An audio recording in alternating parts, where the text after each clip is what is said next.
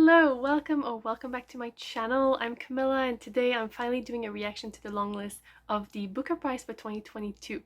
I'm a little bit late. This long list came out last week, but I've been under the weather with the COVID, the panini, I've been unwell. I can probably hear a little bit my voice, but I'm coming out the other end already, and I really wanted to do a wee reaction on these books. I've already looked at them, so it's not going to be one of these like surprise lists.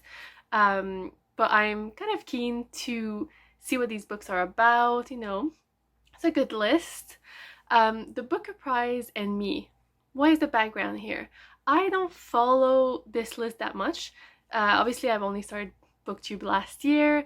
I wasn't following really the Booker last year. It's a prize I'm aware of. It's a prize that, I've picked up previous winners, previous long-listed books, but it's not one that I'm particularly that kind of interested in, mostly because a lot of the books and the winners are often like very tough, difficult reads, sometimes a bit miserable to read, and that's kind of not the mood that I'm looking for when I'm reading books. So yeah, but that said, I'm not trying to be dismissive of this list. It's just personal taste and stuff. But some books that I really enjoyed have been longlisted and shortlisted on this list, including The Great Circle, which by Maggie Shipstead, that was shortlisted last year. So that was one of my favorite books of the year so far. So that's a good start. So I thought I'd look at the long-listed books this year. I guess a preemptive note is that I'm definitely not going to be reading the long list. I think the shortlist is only coming out in a month, so we're already in August when I'm filming this. So it's early September, so I definitely won't have time to read all 13. I will see what the shortlist looks like, and then we can reassess at that point. But anyway, let's look at this long list. Here it says, the long list for the Booker Prize 2022 has been announced, featuring the youngest and oldest authors ever to be nominated, as well as the shortest book, 3 debuts, and 2 publishers included for the very first time. So that's very exciting. So at first glance, I'd only heard of 3 of the books on this list, so 3 out of 13. I had heard or seen the covers. I didn't know what the books were about though, and all the other ones I had never heard of before. There's only one author I'd heard of before, but I hadn't heard of this book by her. So, a lot of new to me books, so that's very exciting. So let's start with the first one on this list. It's The Colony by Audrey Magee. Lyrical and brooding fable. 2 outsiders visit a small island off the west coast of Ireland with unforeseen and haunting consequences. Mr. Lloyd has decided to travel to the island by boat without engine. The authentic experience. Mr. Mason will also soon be arriving for the summer. Both Englishmen and Frenchmen will strive to encapsulate the truth of this place, one in his paintings, the other with his faithful rendition of its speech, the language he hopes to preserve. So at first glance, this sounds really interesting to me. I'm really keen actually to read this one. It sounds really cool. So, a good one to maybe add to the TBR.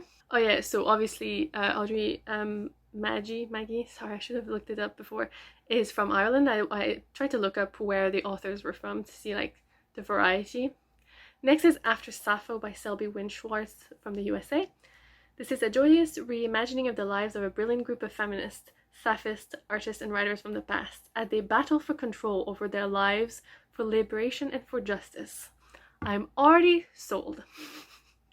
Told in a series of cascading vignettes featuring a multitude of voices, After Sappho hails the female torchbearers of the late 19th and early 20th century. Yeah, I've already added this one to my TBR. Next is Glory by NoViolet Bulawayo from Zimbabwe.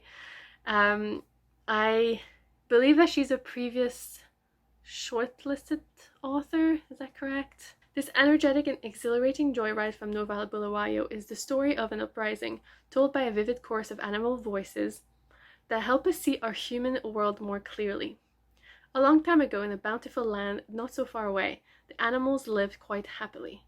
Then the colonizers arrived.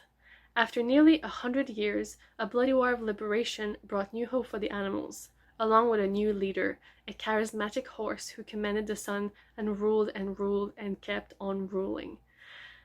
That sounds really interesting, really bizarre, like a bit at like Animal Farm in terms of the animal chorus, the animal kind of perspective, or like putting, you know, a human story on with animals. So very interesting. I'd definitely be keen to see what this looks like. Next is Small Things Like These by Claire Keegan, also from Ireland. I had heard of this one. I don't know if I added it to my TBR, but I'd heard some good things about it. I believe this is the shortest book ever to be nominated for the Booker. So because it's short, maybe I'll read it. Claire Keegan's tender tale of hope and quiet heroism is both a celebration of compassion and a stern rebuke of the sins committed in the name of religion. It is 1985 in an Irish town. During the weeks leading up to Christmas, Bale Furlong, a Cullen timber merchant, faces his busiest season. As he does the rounds, he feels the past rising up to meet him, and encounters the complicit silences of a small community controlled by the church. Sounds interesting, sounds a bit stern, but because it's short, maybe it's like very like concise, like very like to the point, like yeah, maybe I'll give it a try. Next we have Nightcrawling by Layla Motley, and this is quite a striking cover. I like it. So I believe this is her debut novel, and I believe Motley's from the USA. At once agonizing and mesmerizing, Nightcrawling presents a haunting vision of marginalized young people navigating the darkest corners of an adult world. When there is no choice, all you have left to do is walk. Determined to survive in a world that refuses to protect her, a 17-year-old girl finds herself walking the cold streets of Oakland after dark. When she's picked up by the police, the gruesome deal they offer in exchange for her freedom lands her at the center of a media storm and facing a terrible choice. This sounds rough. I don't know if I'm that interested, but maybe it's like really good and like really good perspective. Alright, next is Maps of Our Spectacular Bodies by Maddie Mortimer.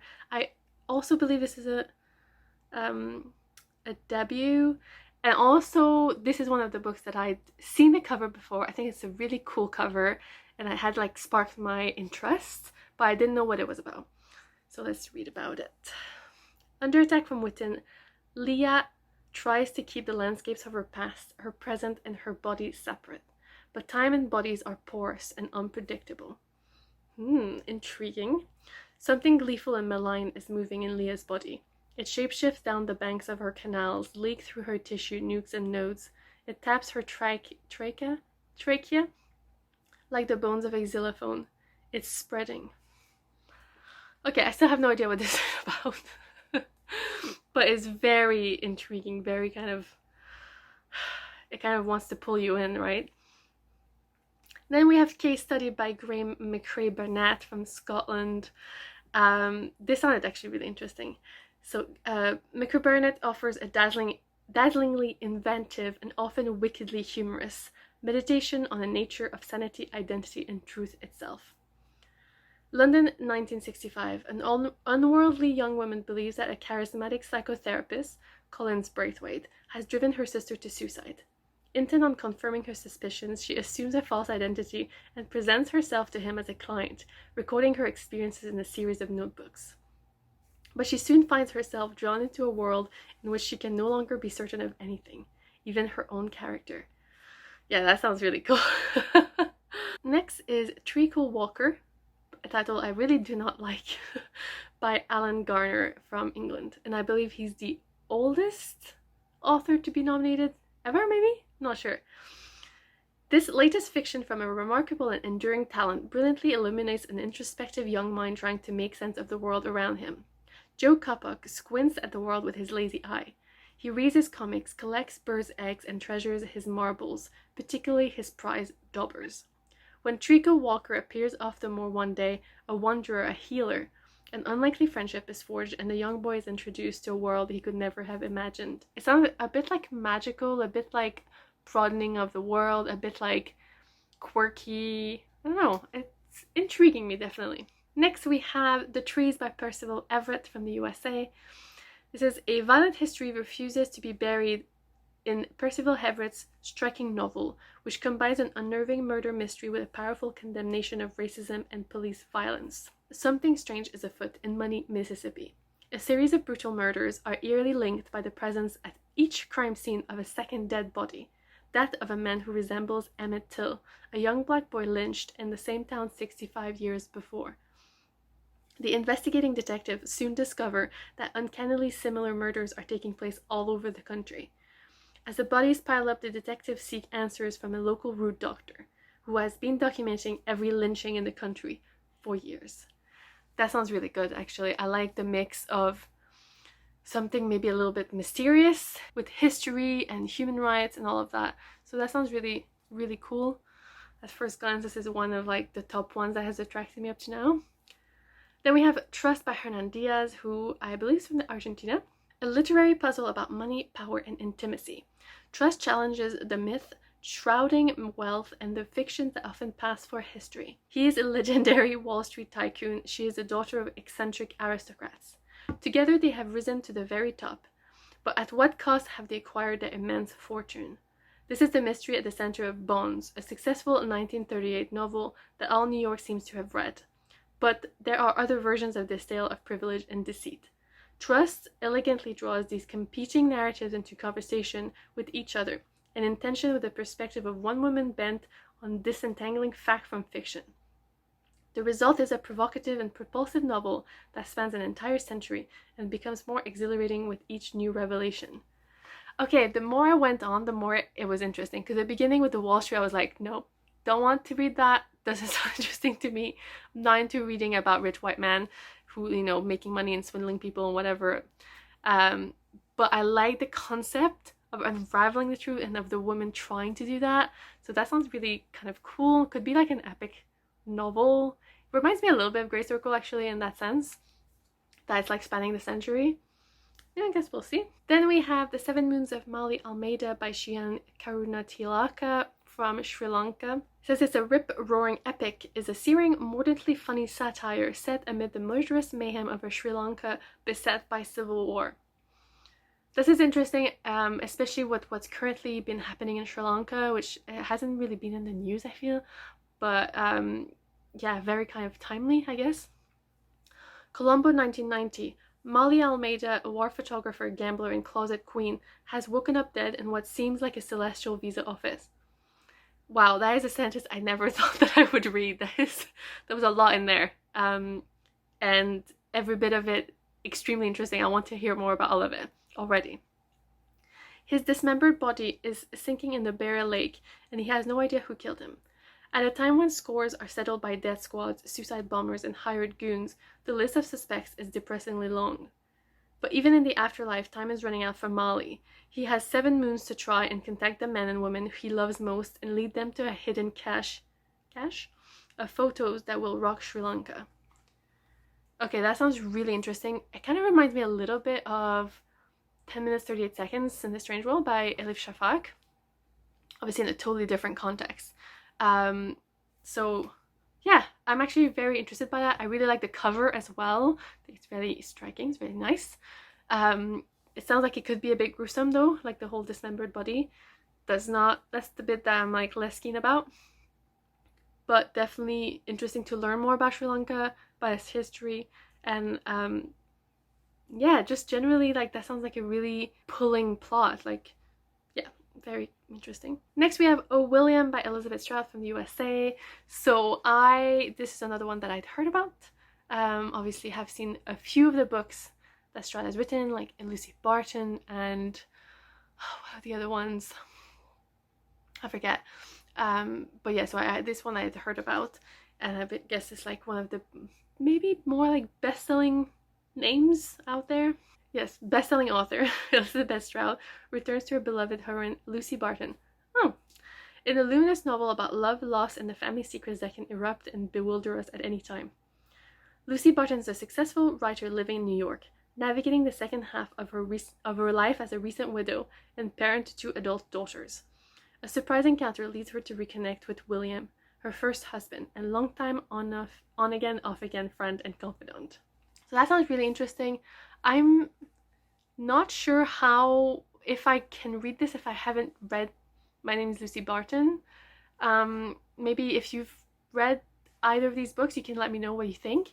So maybe for that reason, it's not one that I would pick up immediately, although it sounds really nice and really like, I like the idea of like them reconnecting and like going over like these important parts of their lives, and you know, like talking about almost like lifelong partnership. I think that sounds really cool. And finally, the last book on this list is Booth by Karen Joy Fowler. I'd heard of this author before. She is the author of We Are All Completely Besides Ourselves, which I haven't read. Do I own it? Maybe I own it. Anyway, so yeah, I've heard of it, but I hadn't heard of this new book, so interesting. Joy Fowler's epic novel about an ill-fated family of thespians, drinkers and dreamers, whose most infamous son is destined to commit a terrible and violent act. Junius is the Booth patriarch, a celebrated Shakespearean actor who fled bigamy charges in England. He is both a mesmerizing talent and a man of terrifying instability. As his children grow up in a remote farmstead in 1830s rural Baltimore, the country draws ever closer to the boiling point of civil war. Of the 6 Booth siblings who survive to adulthood, each has their own dreams they must fight to realize. But it is Johnny who makes a shocking decision that will change the course of history. Wait, is this about the guy who killed, what's his name? Abraham Lincoln? Yes, oh my gosh, I think it seems to be about that. I just clicked because of John Wilkes Booth. Okay, that sounds so interesting. Like, now that it's kind of like it's the family, it's historical, it's kind of clearly based on real people. Sounds really cool. Okay. Alright, so these were the 13 books that have been longlisted for the Booker Prize 2022. A very good list, actually. I'm very pleased. Actually, pleased to see so many women. That's very cool to see. Also, a lot of really intriguing titles. Obviously, in the blurb, they're making it sound... I think most of them I would probably try to read. But that's exciting. Oh my gosh. Okay, I'll be going to see around which books I can find. I'll try to see. I have some buddy reads and like some stuff to read in August. But hopefully in September, when they announce the shortlist, I'll be able to see which ones I'll manage to read. Let me know if you've read any of them. I'd love to know what you thought, and you know, which one you recommend, which one you liked or didn't like. That would be really cool. As always, thank you so much for watching. See you back. Bye!